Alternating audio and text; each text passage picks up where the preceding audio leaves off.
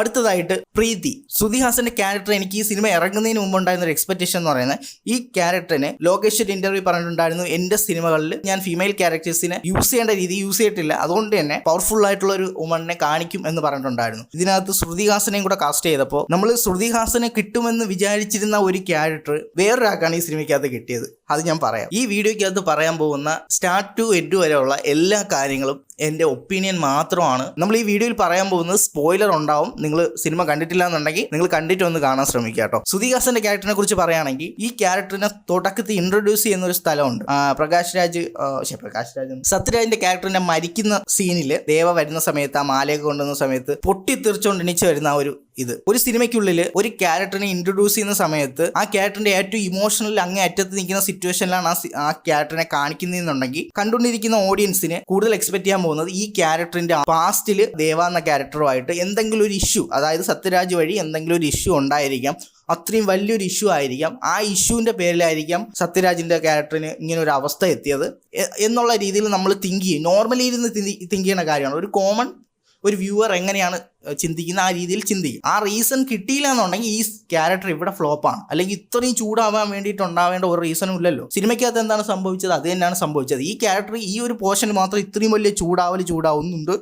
അത് കഴിഞ്ഞിട്ട് പതിയെ ഈ ക്യാരക്ടർ ഇങ്ങനെ തണുത്ത് പിന്നെ ഈ ക്യാരക്ടർ അങ്ങ് ഒറ്റ ഫ്ലാറ്റിൽ അങ്ങ് പോകും. ഒരു അപ്പില്ല, ഒരു ഡൗൺ ഇല്ല, ഒപ്പില്ല, ഡൗണില്ല, ഇങ്ങനെ അങ്ങ് ഒറ്റ ഫ്ലാറ്റിൽ അങ്ങ് പോകും. പിന്നെ ഒരേ എക്സ്പ്രഷനാണ്, ഒരേ കരച്ചിലാണ്, സാഡാണ്, ഇങ്ങനെ ഫുൾ ഇതിലങ്ങ് പോകും. ഈ ക്യാരക്ടറും ഈ സിനിമയ്ക്കകത്ത് ഏറ്റവും ഇമ്പോർട്ടൻ്റ് ആയിട്ടുള്ള ക്യാരക്ടറാണ്. രാജശേഖരൻ്റെ ക്യാരക്ടർ പോലെ ഒരു മെയിൻ ക്യാരക്ടറാണ്.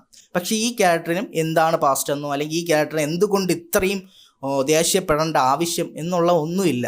രജനീകാന്തിൻ്റെ മകളാണോ എന്ന് അറിയുമ്പോൾ നമുക്കൊരു ഇമോഷണൽ ഫീൽ ഇതും കൂടെ കണക്റ്റ് ആവണമെന്നുണ്ടെങ്കിൽ ഈ ക്യാരക്ടറിന് അങ്ങനെ ഒരു പാസ്റ്റ് ഉണ്ടായിരിക്കണം. അല്ലെങ്കിൽ ഈ ക്യാരക്ടറിന് ഒരു സീനിലെങ്കിലും കാണിക്കണം. ലോകേഷ് എന്ന ഡയറക്ടറെ നമ്മൾ നോക്കുന്ന സമയത്ത് കൈദി എന്ന ഫിലിമിനകത്ത് കാർത്തി 10 വർഷം മുമ്പ് ഞാൻ എന്തായിരുന്നു എന്നുള്ള ഒരു ഷോട്ട് കൊണ്ട് ആ ഒരു ക്യാരക്ടറിന്റെ ഫുൾ പാസ്റ്റ് ഓഡിയൻസിന് വിട്ടുകൊടുത്തിട്ടാണ് ആ ഒരു ക്യാരക്ടറിനെ അവിടെ എസ്റ്റാബ്ലിഷ് ചെയ്യുന്നത്. അത്രയും ഡീറ്റെയിൽ ആയിട്ട് ചെയ്യുന്ന ഒരു ഡയറക്ടർ ഈ സിനിമയിലേക്ക് വരുന്ന സമയത്ത് ഇത്രയും ഫുൾ ലെങ്ത് നിൽക്കുന്ന ക്യാരക്ടേഴ്സിന് പോലും ബാക്ക്ഗ്രൗണ്ട് ആയിട്ട് ഒരു ആർക്കോ ഒന്നുമില്ല. ഞാൻ നേരത്തെ പറഞ്ഞ പോലെ സൗബിന്റെ ക്യാരക്ടറിന് മാത്രമാണ് ഇതുവരെ ഞാൻ പറഞ്ഞാൽ ഒരു ക്യാരക്ടർ ആർക്കുള്ളത്. ഞാൻ ഒരുപാട് ഡീറ്റെയിൽ ആയിട്ട് പറയുന്നില്ല, ഞാൻ പെട്ടെന്ന് പറഞ്ഞു പോവാം. പിന്നെ ശ്രുതി ഹാസന്റെ പെർഫോമൻസ് നോക്കുകയാണെന്നുണ്ടെങ്കിൽ അപ്പ് ആൻഡ് ഡൗൺ ഇല്ലാതെ ഒരേ എക്സ്പ്രഷൻ ഒരേ രീതിയിൽ തന്നെയാണ് അങ്ങ് പോയത്. അങ്ങ് അറ്റം വരെ ആ ഒരു ക്യാരക്ടർ അങ്ങനെ തന്നെയാണ് പോകുന്നത്. എനിക്ക് പലപ്പോഴും ഒരു ആർട്ടിഫിഷ്യാലിറ്റി ഫീൽ ചെയ്യുന്നുണ്ട്. കാരണം ആ ഒരു ക്യാരക്ടർ അങ്ങനെ റൈറ്റ് ചെയ്തതിന്റെ ഇഷ്യൂ ആണോ അത് ശ്രുതി ഹാസൻ അങ്ങനെ ചെയ്തതിന്റെ ഇഷ്യൂ ആണോ നമുക്കറിയില്ല. അതുകൊണ്ട് അതിനെക്കുറിച്ച് ഞാൻ പറയാൻ ആളല്ല. അടുത്തതാണ് നമ്മുടെ കൂലിയിലെ ക്രൂരനായിട്ടുള്ള ബ്രൂട്ടലായിട്ടുള്ള ഒരു വില്ലൻ സൈമൺ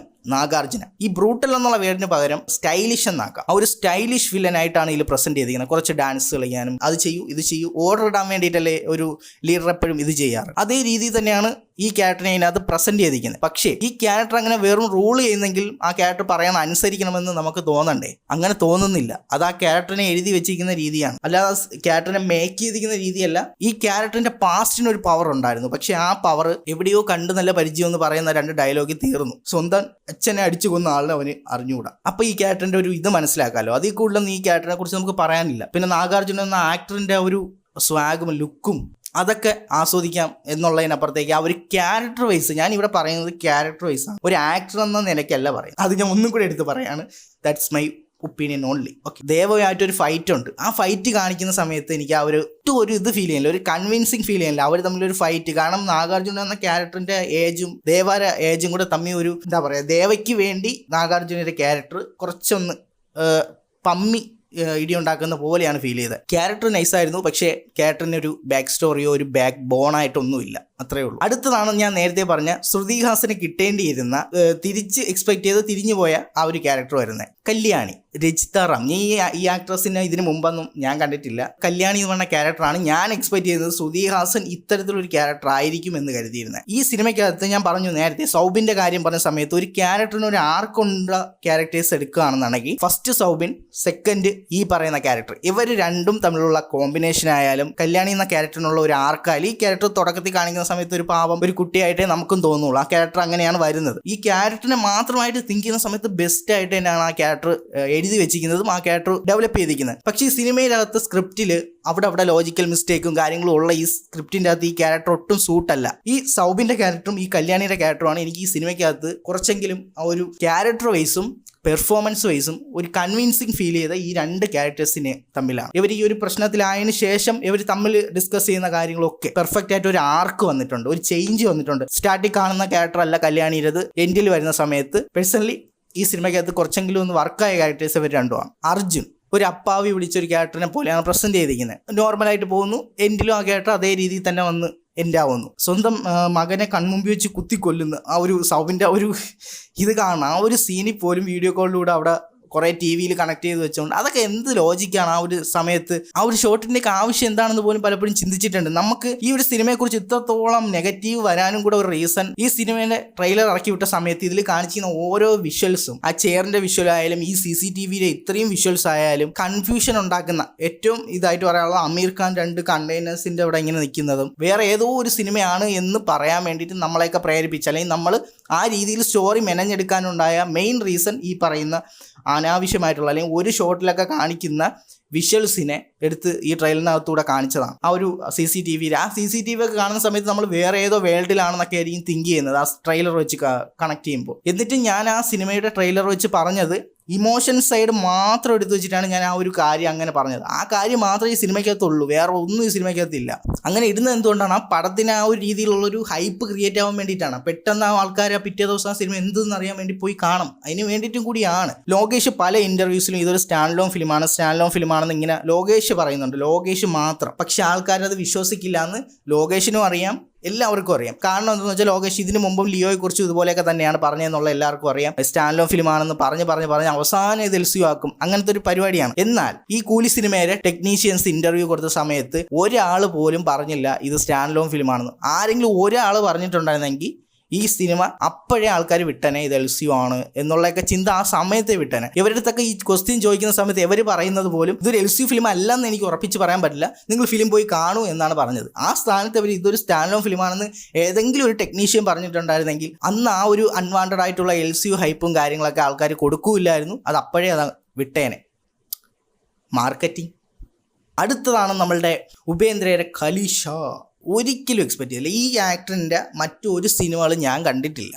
ഈ ആക്ടറിനെ കുറിച്ച് പോലും എനിക്കൊരു അറിവില്ലായിരുന്നു. പക്ഷേ ഇതിന് ശേഷമാണ് ഈ ആക്ടർ ഒരു ഡയറക്ടറാണ്, ഏറ്റവും ബെസ്റ്റ് ഡയറക്ടറാണ് ഇന്ത്യയിൽ എന്നുള്ളതൊക്കെ ഞാൻ അറിയുന്നത് ഇപ്പോഴാണ്. ആ ഒരു ക്യാരക്ടറിന് കൊടുത്ത ഒരു ഇൻട്രൊഡക്ഷൻ ആയാലും പവർ ആയാലും അല്ലെങ്കിൽ അത്രയും കറക്റ്റ് ടൈമിൽ കൊണ്ട് പ്രസൻറ്റ് ചെയ്തു, എല്ലാം സെറ്റ് ചെയ്തു. ഇത്രയും കാലം അവർ ഈ ക്യാരക്ടറിനെ ഇങ്ങനെ ഒളിപ്പിച്ച് വെക്കാൻ എന്താണ് ഇപ്പോൾ പ്രത്യേകിച്ച് റീസൺ? ഈ ക്യാരക്ടർ ഇങ്ങനെയാണ്, പുറത്ത് അധികം മിണ്ടുന്ന ടൈപ്പല്ല, അല്ലെങ്കിൽ ഈ ക്യാരക്ടർ കുറച്ച് ഡേഞ്ചറാണ്, ദയവായിട്ട് കുറച്ച് ക്ലാഷൊക്കെ ഉണ്ടായിട്ടിരിക്കുകയാണ് എന്നുള്ള രീതിയിലൊക്കെ എന്തെങ്കിലുമൊക്കെ ഒരു ഉണ്ടാക്കി വെച്ചിട്ടാണ് ആ ഒരു സീനിൽ ഇതുപോലെ ഒരു ഇൻട്രോ വന്നിട്ടുണ്ടായിരുന്നുവെങ്കിൽ ഈ ക്യാരക്ടറിന് ഇപ്പോൾ കിട്ടുന്നേക്കാളും കുറച്ചുകൂടെ ക്യാരക്ടറിനൊരു ഡെപ്ത് ഉണ്ടായിരുന്നു. ക്യാരക്ടറിനൊരു ഡെപ്തും ഇല്ലെങ്കിൽ പോലും ആ ഒരു ഇൻട്രോയ്ക്ക് അത്ര ഇത് കിട്ടി, അത് ആ മേക്കിംഗ് കൊണ്ടാണ് കേട്ടോ. അപ്പോൾ ഉപേന്ദ്രയുടെ ക്യാരക്ടർ ക്യാമിയോ വൈസ് നോക്കുകയാണെങ്കിൽ നൈസായിരുന്നു. പിന്നെ പ്രത്യേകിച്ച് ആ ക്യാരക്ടറിന് ഒന്നും ചെയ്യാനില്ല, കുറച്ച് ഫൈറ്റ് ചെയ്യുക, പിന്നെ അതിനകത്ത് ഇങ്ങനെ ഒരു ഇതാക്കുന്ന സീനുണ്ടായിരുന്നു. എന്തിൻ്റെ ആവശ്യവും?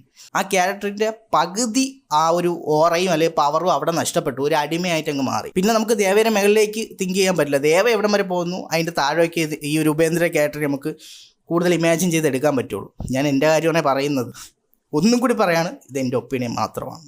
ഓൾമോസ്റ്റ് നമ്മളെല്ലാം മെയിൻ ക്യാരക്ടേഴ്സിനെ മെൻഷൻ ചെയ്ത് വന്നിട്ടുണ്ട്. സൂപ്പർ സ്റ്റാർ രജനീകാന്ത്, ദേവ അദ്ദേഹത്തിന്റെ മാസ് മൊമെന്റ്സ് കാണാനാണ് പോകുന്നതെങ്കിൽ നോർമലി രജനീകാന്ത് ഫിലിംസിന് ഒരു പ്രത്യേകതയുണ്ട്. നമ്മൾ നേരത്തെ നാഗാർജുനയുടെ ക്യാരക്ടർ പറഞ്ഞില്ലേ, ഒരിടത്ത് ഇരുന്നിട്ട് ഓർഡർ ഇടുക എന്നുള്ളത്, ആ ഒരു കാര്യം ചെയ്തുകൊണ്ടിരിക്കുന്ന ഒരു റൂളറായിട്ടാണ് പ്രസന്റ് ചെയ്യാറ്. കൂടുതൽ കളത്തിലിറങ്ങി കളിക്കുക എന്ന് പറയുന്നത് പണ്ടത്തെ സിനിമയിലൊക്കെ ഉള്ളൂ, ഇപ്പോഴത്തെ സിനിമകളിലൊന്നും അങ്ങനെ ഇല്ല.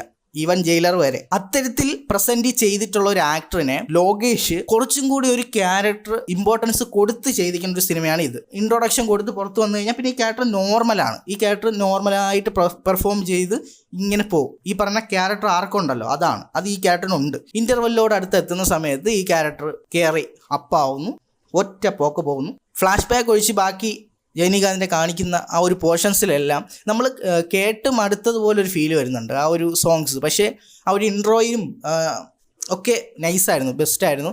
അടിപൊളിയായിട്ട് തന്നെ രജനീകാന്ത് അത് ചെയ്തും വെച്ചിട്ടുണ്ട് ആ ക്യാരക്ടറിനെ. നിങ്ങളൊരു രജനി ഫാനാണെങ്കിൽ നിങ്ങൾ സ്റ്റാർട്ട് ടു എൻഡ് വരെ ഇതുവരെ രജനീകാന്തിൻ്റെ ഒരു മാസ് മാത്രമല്ലേ കണ്ടിട്ടുള്ളൂ, എല്ലായിടത്തും മാസ് പറയുന്നത്. പക്ഷേ ഈ ഒരു ക്യാരക്ടർ മാത്രമായിട്ട് നമ്മൾ നോക്കുന്ന സമയത്ത് കുറച്ചുകൂടെ ക്യാരക്ടർ ഓറിയൻറ്റഡ് ആയിട്ടുള്ളൊരു സിനിമയായിട്ട് ഈ ഒരു ക്യാരക്ടറെ നമുക്ക് പറയാം. ഈ സിനിമയുടെ സ്ക്രിപ്റ്റ് ഈ രീതിയിലായതുകൊണ്ടാണ് ഈ ക്യാരക്ടറിനെ നമുക്കൊന്ന് സെലിബ്രേറ്റ് ചെയ്യാൻ പറ്റാത്തത്. എങ്കിലും ഈ സിനിമയെ സെലിബ്രേറ്റ് ചെയ്യുന്ന ആൾക്കാരുണ്ട്. ആ ഇമോഷൻസ് ഒക്കെ കറക്റ്റായിട്ട് വർക്ക് ആവണം എന്നുണ്ടെങ്കിൽ ആ സിറ്റുവേഷൻസും കൂടെ അങ്ങനെ ഒത്തു വരണം. എങ്കിൽ മാത്രമേ നമുക്ക് ആ ഒരു ഇമോഷണലി കണക്റ്റ് ആവത്തുള്ളൂ. ഇതിൽ കുറേ അങ്ങനത്തെ സിറ്റുവേഷൻസ് ഉണ്ട്, പക്ഷേ അതൊന്നും വർക്കായിട്ടില്ല. എഴുതി വെച്ചിരിക്കുന്ന ആ രീതിയിലല്ല. ഒരു ഇമോഷണൽ സോങ് ഉണ്ടല്ലോ, ഇരുന്നാദിയോ, അങ്ങനെ ഒരു പ്രത്യേകിച്ച് ആ ക്ലൈമാക്സിൽ നടന്നു പോകുന്നൊരു സീൻ ഉണ്ടല്ലോ, ഏറ്റവും ലാസ്റ്റ് എയർപോർട്ടിൽ നിന്ന് തിരിച്ച് നടന്ന ആ ഫോട്ടോ നോക്കിയിട്ട് ഇങ്ങനെ പോകുന്ന ആ സമയത്ത് ഈ ഒരു സോങ്ങിൻ്റെ BGM വരുന്ന സമയത്ത് അതൊക്കെ ഇമോഷണലി ഫീൽ ചെയ്യുന്നുണ്ട്. പ്രത്യേകിച്ച് ആ ദളപതി എന്ന സിനിമയ്ക്കകത്ത് അങ്ങനെ ഒരു പാസ്റ്റ് നമുക്ക് ഫീൽ ചെയ്യുന്നുണ്ട്. അത് കണ്ടിട്ടുള്ളതുകൊണ്ടാണ് പെട്ടെന്ന് ആ ഫോട്ടോ കണ്ടിട്ട് ഇങ്ങനെ ഒരു ഇത് വരുന്നത്. അതൊക്കെ നൈസായിരുന്നു. ഈ സിനിമയ്ക്കകത്തൊരു ഫിക്സഡ് ആയിട്ടേ കാര്യം പറയാൻ പറ്റും. ഈ സിനിമ നല്ലതാണെന്നോ മോശമാണെന്നോ ഒന്നും പറയാൻ പറ്റില്ല. അത് തന്നെയാണ് പലരുടെ ഒപ്പീനിയൻ അങ്ങനെ ആയി പോകുന്നത്. അതാണ് എനിക്ക് തലൈവറെക്കുറിച്ച് പറയാനുള്ളത്. ഞാൻ ഏറ്റവും കൂടുതൽ എക്സ്പെക്റ്റ് ചെയ്ത തിയേറ്ററിൽ കത്തി പണ്ടാരടങ്ങാൻ പോകുന്ന അമ്മാതിരി ക്യാരക്ടറാണെന്നൊക്കെ വിചാരിച്ചൊരു ക്യാരക്ടറായിരുന്നു അമീർ ഖാൻ്റെ ദാഹ എന്ന് പറയുന്ന ക്യാരക്ടർ. റോളക്സിനെ പ്രതീക്ഷയാണ് പലരും പോയത്, പക്ഷേ കിട്ടിയതോ ഞാൻ ഈ ക്യാരക്ടറിനെ കുറിച്ച് കഴിഞ്ഞ കൈദി 2 വീഡിയോയിനകത്ത് ഞാൻ ഒരു സെക്കൻഡ് പോർഷനിൽ ഞാൻ ഡീറ്റെയിൽ ആയിട്ട് പറഞ്ഞിട്ടുണ്ട് കേട്ടോ. ആ വീഡിയോ നിങ്ങൾ കണ്ടു കഴിഞ്ഞാൽ ഞാൻ ഈ അമീർ ഖാൻ്റെ ഈ ദാഹ എന്ന ക്യാരക്ടറിനെ കുറിച്ച് ഞാൻ പ്രത്യേകം ആ വീഡിയോയിൽ പറഞ്ഞിട്ടുണ്ട്. ഇത് ഒരു കുറച്ച് പറയാനുള്ളതുകൊണ്ടാണ് ഞാൻ ആ വീഡിയോ തന്നെ അത് കയറ്റിയിട്ടുള്ളത്. നിങ്ങൾ എന്തായാലും ഈ വീഡിയോ കണ്ടു കഴിഞ്ഞിട്ട് ആ വീഡിയോ ഞാൻ എൻ്റെ സ്ക്രീനിൽ കൊടുത്തേക്കാം. ആ വീഡിയോയിനകത്ത് ഞാൻ ഈ അമീർ ഖാൻ്റെ ക്യാരക്ടറിനെ കുറിച്ച് പറഞ്ഞിട്ടുണ്ട്. ഇതിനകത്ത് ഞാൻ കുറച്ചൊന്ന് മെൻഷൻ ചെയ്യാം. എനിക്ക് ഈ ക്യാരക്ടറിൻ്റെ BGM ഒരുപാട് ഇഷ്ടപ്പെട്ടിട്ടുണ്ടായിരുന്നു. ഈ ക്യാരക്ടർ വന്ന് ഇറങ്ങി ആ ഒരു ഗണ്ണടിക്ക് വെടിവെക്കുന്ന ഒരു ഇതില്ലേ, അതുവരെ ഈ ക്യാരക്ടറിനെ എനിക്ക് വേറെ എന്തൊക്കെയാണ് ഞാൻ എക്സ്പെക്റ്റ് ചെയ്യുക. അത് കഴിഞ്ഞിട്ടുള്ള ഈ അമീർ ഖാൻ്റെ ക്യാരക്ടർ എന്ന് പറയുന്നത് സിനിമയായിട്ടോ ഈ ഒരു ഇതുമായിട്ടോ എൻ്റെ അഭിപ്രായത്തിൽ ഒരിക്കലും യോജിക്കാത്തൊരു ക്യാരക്ടറാണ്. ഈ ക്യാരക്ടറിനെ ഓൺലി മാർക്കറ്റിങ്ങിന് വേണ്ടി മാത്രം വെച്ചതുപോലെയാണ് എനിക്ക് തോന്നിയത്. ഞാൻ ഇതിനെക്കുറിച്ച് കൂടുതലായിട്ട് ആ വീഡിയോ പറഞ്ഞതുകൊണ്ട് ഞാൻ ഇവിടെ പറയുന്നില്ല. ഈ ക്യാരക്ടറിന് കൊടുത്ത ഒരു BGM അനിരുദ്ധ് തീ സാധനം, തീ എന്ന് പറയാനും പറ്റില്ല, ഒരു സാറ്റിസ്ഫൈഡ് ആയിട്ടുള്ള ഒരു BGM. ഇനി ഫ്ലാഷ് ബാക്ക്. ഈ സിനിമയ്ക്കകത്ത് ലോകേഷ് സിനിമ എന്ന് ഫീൽ ചെയ്ത ഒരേ ഒരു പോർഷൻ ഉണ്ടെങ്കിൽ അത് ആ ഒരു ഫ്ലാഷ് ബാക്കാണ്. ആ ഫ്ലാഷ് ബാക്ക് കഴിഞ്ഞ ലിയോയിൽ ഫ്ലാഷ് ബാക്ക് മോശമായിരുന്നു, ഈ സിനിമയിൽ ഫ്ലാഷ് ബാക്ക് മാത്രമാണ് ബെസ്റ്റായി എന്നാണ് എൻ്റെ അഭിപ്രായം. മേക്കിംഗ് വൈസ് തീ സാധനമാണ്, തീ.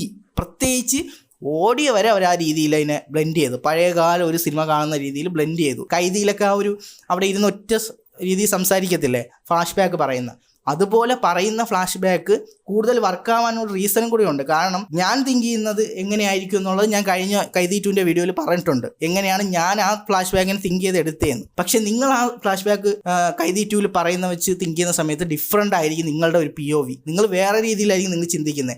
നിങ്ങളുടെ ഇമാജിനേഷൻ പവറൊക്കെ വെച്ചിട്ട് ആ രീതിയിലായിരിക്കും വരുന്നത്. ഞാൻ തിങ്ക് ചെയ്യുമ്പോൾ വേറെ ആയിരിക്കും കിട്ടുന്നത്. ഇതുപോലെ സിനിമ കാണുന്നവർക്ക് ആ ഫ്ലാഷ് ബാക്കിനെ പല രീതിയിൽ ചിന്തിച്ച് അവർക്ക് ഇഷ്ടപ്പെട്ട രീതിയിൽ എടുക്കാൻ പറ്റും. അതാണ് നറേറ്റീവ് ഫ്ലാഷ് ബാക്കിൻ്റെ അഡ്വാൻറ്റേജ്. അപ്പോൾ ഈ പറഞ്ഞ കാര്യങ്ങളെല്ലാം എൻ്റെ മാത്രം ഒപ്പീനിയനാണ്. നിങ്ങൾക്ക് ഈ സിനിമ ഇഷ്ടപ്പെട്ടിട്ടുണ്ടാവും. കാണാത്തവരാണെങ്കിൽ ഈ സിനിമ പോയി കാണുക. അപ്പോൾ ഇതുപോലുള്ള വീഡിയോസൊക്കെ നിങ്ങൾക്ക് കാണാൻ ഇൻട്രസ്റ്റഡ് ആണെന്നുണ്ടെങ്കിൽ ഇപ്പോൾ തന്നെ സബ്സ്ക്രൈബ് ചെയ്താൽ ബെൽ നോട്ടിഫിക്കേഷൻ ഓൺ ചെയ്തിടുക. പിന്നെ റീസെൻറ്റ് വീഡിയോസ് ഞാൻ പറഞ്ഞ ഇവിടെ കൊടുത്തേക്കാം. അപ്പോൾ ഇതിനേക്കാൾ ഇടിവട്ടായിട്ടുള്ള മറ്റൊരു വീഡിയോ കാണാം. It's me Ansha Nisar. By.